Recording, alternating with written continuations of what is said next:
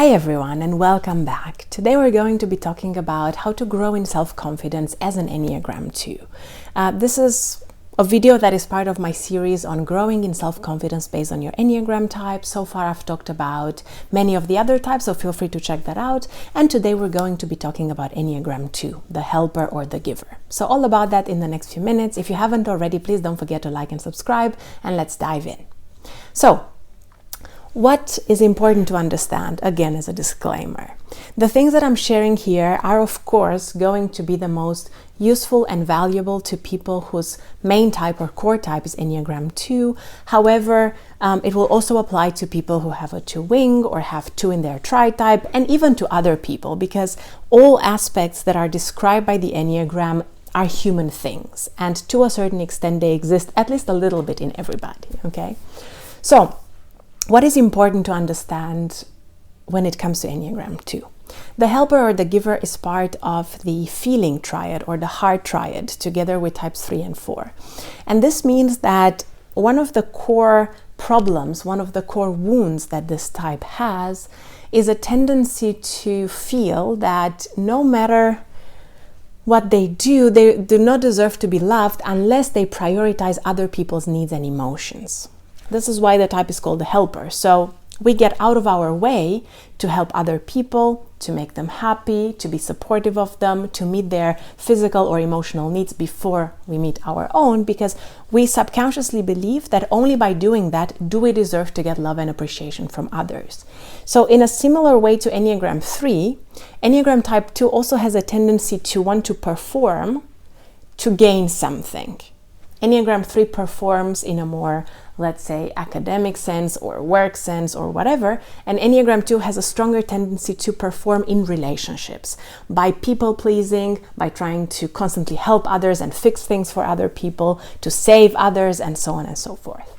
Which brings me to my next point.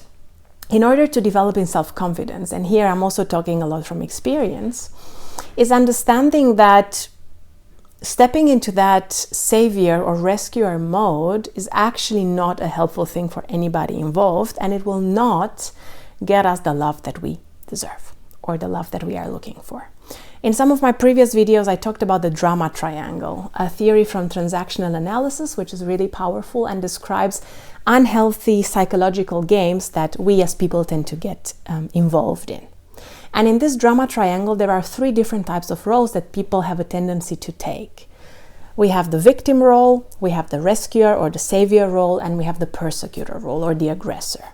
Now, for type 2, the most common role that we tend to be naturally drawn to is that of a rescuer or a savior, which means that we tend to jump in and try to solve other people's problems or to rescue them from whatever it is that is going on in their lives.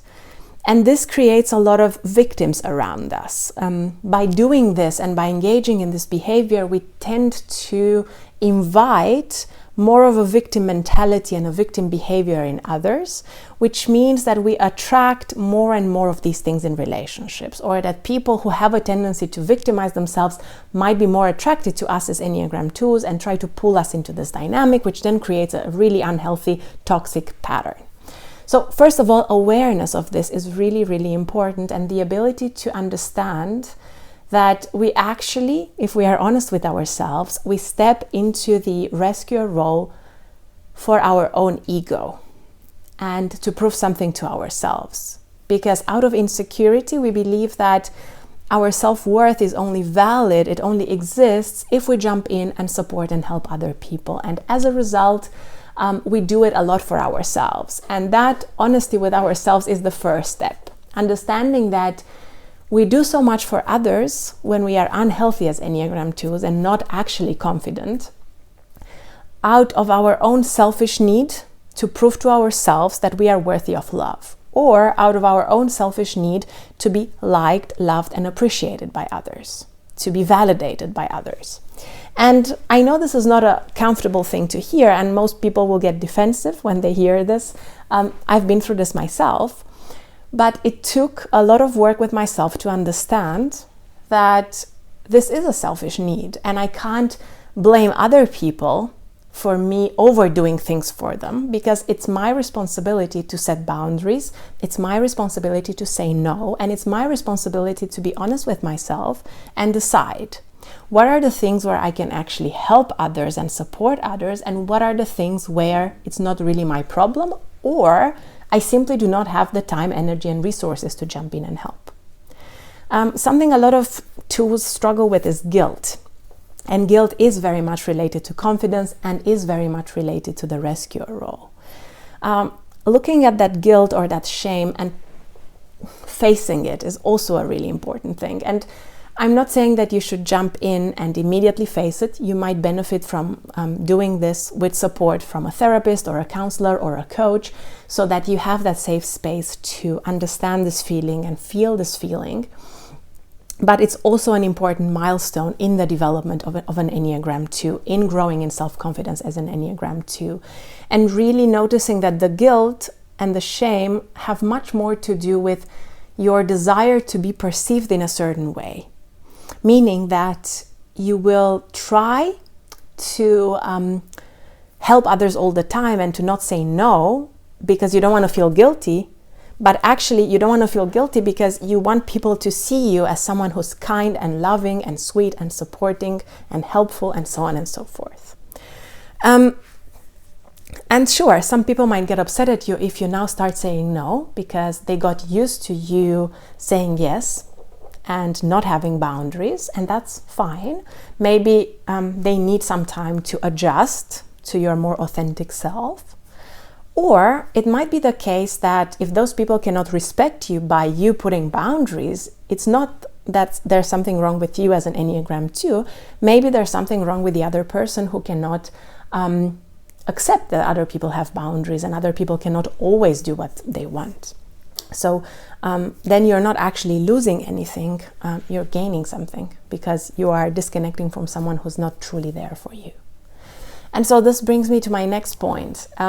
Coming back to the core wound of Enneagram 2, it's really important to understand that the love that you think you're earning by helping other people is not real love.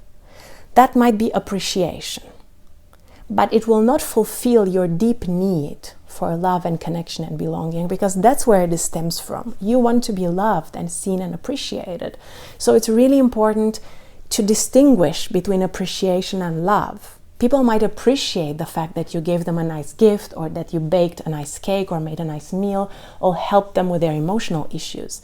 But they will not love you for that. If they do love you, they will love you for who you are in your authenticity as a human being.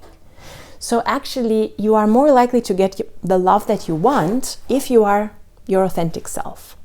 So of course, here we can connect to the path of integration from the Enneagram, which suggests that Enneagram 2 moves to Enneagram 4 in terms of integration, growth, and development. So Enneagram 2 starts taking some of the positive qualities of Enneagram 4, which have much more to do with introspection, understanding one's own feelings and needs.